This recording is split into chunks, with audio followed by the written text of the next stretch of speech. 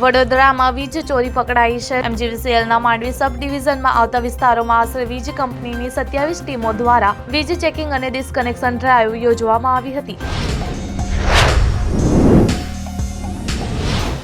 અમદાવાદમાં ઓસ્ટ્રેલિયાની નકલી ચલણી નોટો છાપવાની ફેક્ટરી ઝડપાઈ છે, જેમાં અમદાવાદના વટવા GIDCમાં આવેલી ફેક્ટરીમાં નકલી ઓસ્ટ્રેલિયન ડોલર છાપવામાં આવતા હતા।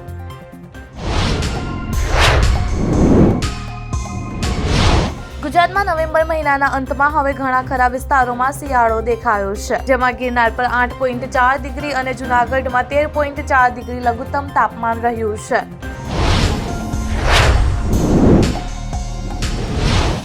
ભારતીય ક્રિકેટ ટીમે ઓસ્ટ્રેલિયા સામેની પર્થ ટેસ્ટ મેચ 295 રને જીતી લીધી હતી।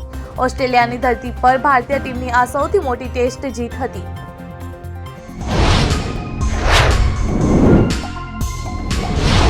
ઉત્તર પ્રદેશના સંભલમાં શાહી જામા મસ્જિદમાં સર્વેને લઈને ગયા રવિવારે હિંસા ફાટી નીકળી હતી। હિંસામાં વધુ 4 લોકોના મૃત્યુ થયા હતા અને 20થી વધુ લોકો ઘાયલ થયા હતા।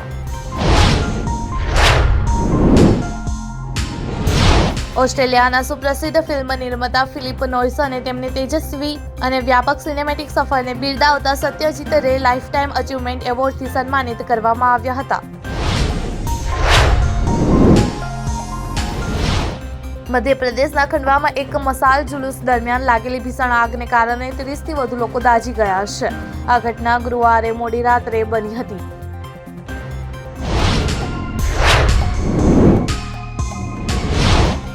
મધ્યપ્રદેશના મઉગંજ જિલ્લામાં એક એમ્બ્યુલન્સની અંદર એક સગીરા પર દુષ્કર્મ કરવામાં આવ્યું હતું। અહેવાલો અનુસાર સગીરા એમ્બ્યુલન્સમાં તેના મામાના ઘરે જતી હતી।